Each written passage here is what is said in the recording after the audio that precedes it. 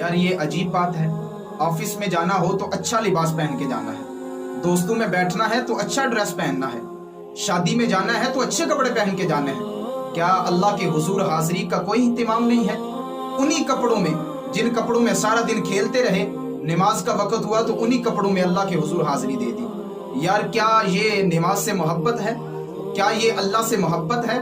आपके उन कपड़ों की पाकी में कोई शक नहीं है, लेकिन जब अल्लाह के हुजूर हाजिर होना है तो उसकी बारगाह में यार अच्छा लिबास पहन के जाना चाहिए। हजरत इमाम ज़ैनुल आबिदीन रदी अल्लाह ताला अन्हु, मैं बहुत बड़े बंदे की बात सुना रहा हूँ। हजरत इमाम ज़ैनुल आबिदीन, आप जब नमाज पढ़ते थे तो अच्छा लिबास पहन के पढ़ते थे, और आपकी नमाज से मोहब्बत कैसी थी?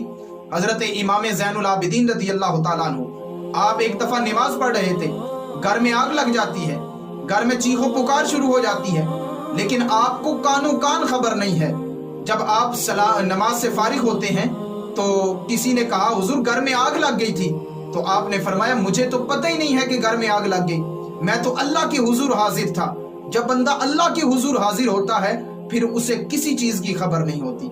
आइए आज के बाद इरादा कीजिए, आज जब हम अल्लाह के हुजूर हाजिर होंगे, इन जैसी कैफियत में, लॉकडाउन की सूरत में घर में नमाज पढ़े या मस्जिद में नमाज पढ़े, अल्लाह के हुजूर जब हाजिर होना है तो अच्छा लिबास पहन के, सफाई का इत्मीम करके अल्लाह के हुजूर हाजिर होंगे तो अल्लाह रब्बुल इज्जत खूबसूरती को पसंद करता है।